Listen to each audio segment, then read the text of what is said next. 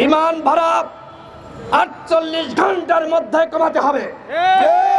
যদি এই সরকার বিমান ভাড়া কমাতে না পারে তাহলে আমি বলবো ব্যর্থতার দায় নিয়ে পদত্যাগ করুন।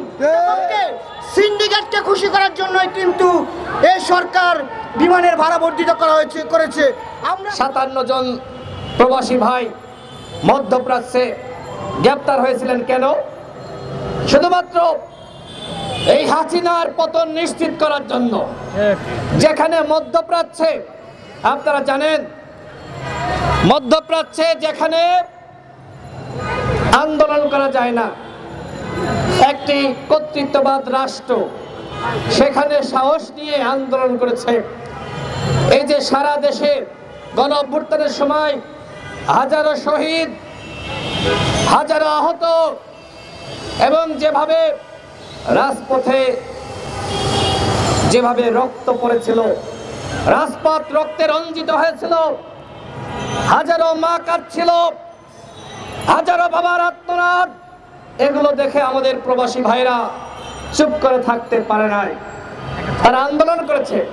বিশ্বের যেখানে যেখানে আমাদের প্রবাসীরা রয়েছে, আমেরিকা বলেন, ইউরোপ বলেন, জার্মান বলেন, জাপানি বলেন, চীন বলেন, লন্ডন বলেন, জাতিসংঘে সামনে পর্যন্ত আন্দোলন হয়েছে।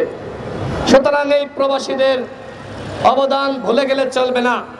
আমি এই সরকারকে ৪৮ ঘন্টার আলটিমেটাম দিচ্ছি। বিমান ভাড়া ৪৮ ঘন্টার মধ্যে কমাতে হবে। যদি এই সরকার বিমান ভাড়া কমাতে না পারে তাহলে আমি বলবো ব্যর্থতার দায় নিয়ে পদত্যাগ করুন। প্রবাসীদের সাথে ফাজলামি করবেন, এই ফাজলামি গণ অধিকার পরিষদ মানবে না।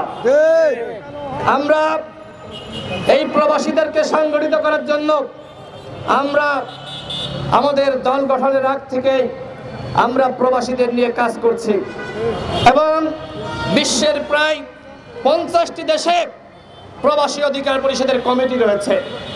প্রবাসী অধিকার পরিষদ প্রবাসীদেরকে সংগঠিত করে তাদের অধিকার এবং মর্যাদা প্রতিষ্ঠার জন্য লড়াই করছে। এই লড়াই আমি জানি না দেশের কোন দল কতটুকু করছে, কিন্তু গণ অধিকার পরিষদ করছে।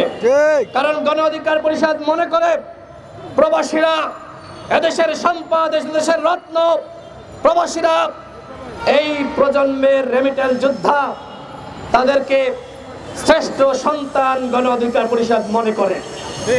আমি প্রবাসী ভাইদেরকে বলবো, আপনাদের পাশে কেউ থাকুক বা না থাকুক, অতীতে আপনারা দেখেছেন কেউ কথা বলুক বা না বলুক, গণ অধিকার পরিষদ কিন্তু কথা বলেছে, প্রবাসী অধিকার পরিষদ কথা বলেছে। আমরা বিভিন্ন সেমিনার এর আগে দেখবেন জাফরুল্লাহ চৌধুরী স্যারকে নিয়ে করেছি। অনেক বড় বড় যারা বাংলাদেশের সুশীল সমাজের প্রতিনিধি, যারা জাতির বিবেক, তাদেরকে নিয়ে আমরা কিন্তু কথা বলেছি, আমরা প্রতিবাদ করেছি। আমি প্রবাসী ভাইদেরকে বলবো, যদি বিমান ভাড়া না কমায় তাহলে যেখানে যেখানে বাংলাদেশি মিশন রয়েছে এই মিশনগুলো আপনারা ঘেরাও করুন, দেখবেন সাইজ হয়ে গেছে।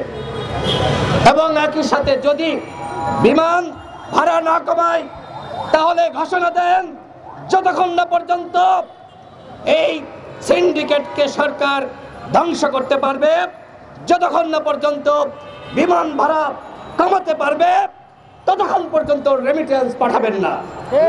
এই ঘোষণা দেন, দেখবেন আগামীকাল থেকে বিমান ভাড়া কমে গেছে।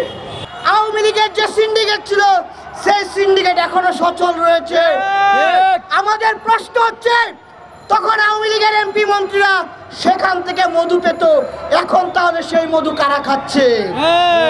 আমরা স্পষ্ট করে বলছি, আমরা ইতিমধ্যে জানতে পেরেছি যে অন্তর্বর্তীকালীন সরকারের অনেক গুরুত্বপূর্ণ দায়িত্বশীল ব্যক্তিরাও সেই সিন্ডিকেটের কাছ থেকে বিপুল পরিমাণ অর্থ নিচ্ছে, যার ফলে প্রবাসী ভাইদের বিপক্ষে গিয়ে তারা সিন্ডিকেটের কে খুশি করার জন্য তারা সেই রকম যে সিদ্ধান্ত নিয়ে বিমান ভাড়া বর্ধিত করেছে।